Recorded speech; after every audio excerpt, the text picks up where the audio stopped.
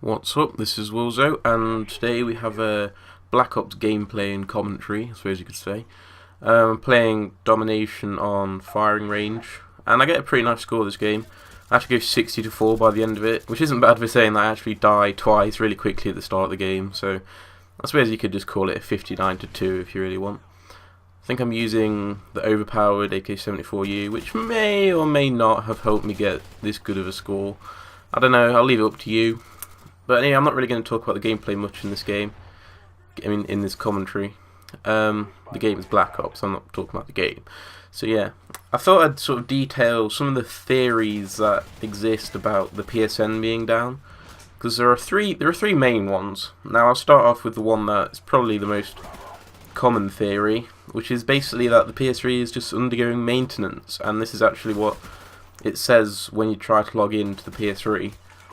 Well, to the PSN on your PS3, it would say PS3 is undergoing maintenance. Now, I don't really think this is the explanation for it, because in my time on PS3, they've had maintenance quite a lot. I mean, usually every couple of months maybe, and usually it only lasts about 12 hours at most, I'd say. So the fact that this current maintenance is lasting about 6 days just seems to be a bit of an unrealistic explanation to me.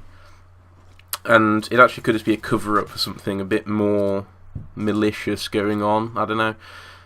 But, so yeah, that's just kind of like the small theory, which I think is just Sony covering something up. Possibly one of the other two explanations, which I'll go into detail about now. So the other explanations start off with that it's been hacked, the PSN has, by a group called Anonymous, who I'm sure a lot of you have heard of. Yeah, they basically like wear masks and shit. Now, I could talk all day about Anonymous, but basically, in this form, they're a hacker group.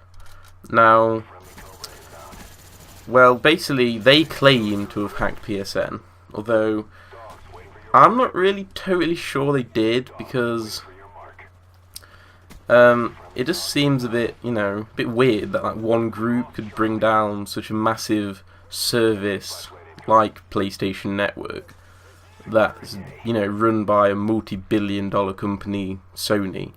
So I'm still skeptical about that. Although they do say they have reasons for doing it, like a motive.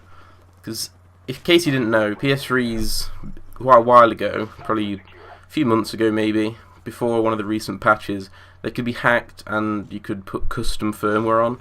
Similar to how PSPs can be hacked, if you've ever hacked one of them.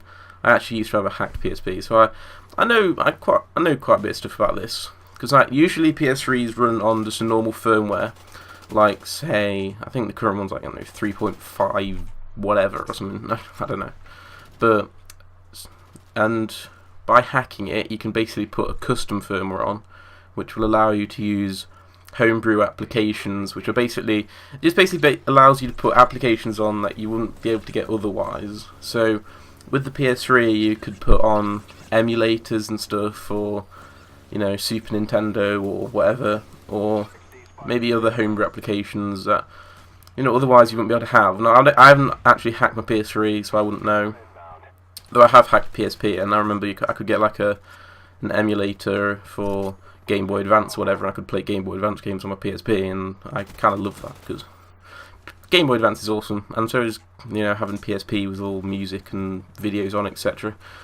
So yeah, they basically say, Anonymous did, that when PS3 brought out a patch that got rid of the custom firmware capabilities, that, they were wrong, basically. If you've bought a PS3, then you should be allowed to do whatever you want to it, because it's your property. And I actually kind of agree with them on that, on their motive for it, but I think the way they've gone about it is wrong. This is assuming they actually are responsible for PSN being down, because, I mean, there are some other ways they could have done it. I mean, they could have, like, I don't know, exposed some of Sony's wrongdoings or something. And I just don't think the way they've done it is right, because if they did bring down PSN, I mean, what's that really going to achieve? Sony don't really make money off PSN, so bringing it down is not really going to harm them much. I mean, obviously, they don't like it, because it's probably going to help the rivals, Xbox and Wii or whatever, or even PC, I suppose, in a way. So yeah, I mean, why?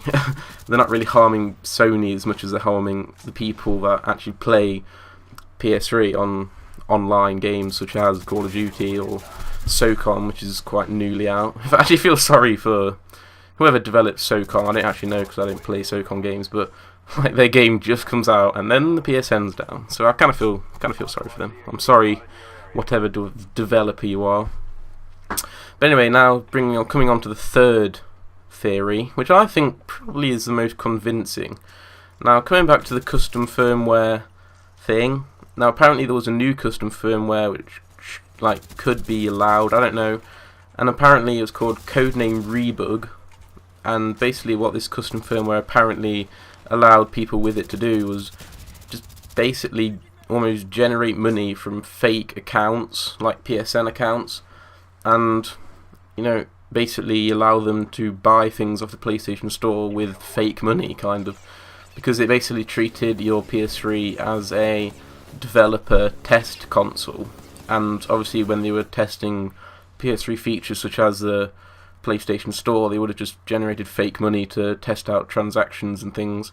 So if you had like the Codename Rebug custom firmware, then apparently you could do that yourself and then just get content from the PlayStation Store for free, which is pretty gangster, I'm going to admit, but obviously it's highly illegal, and I would see why Sony would want to get rid of that.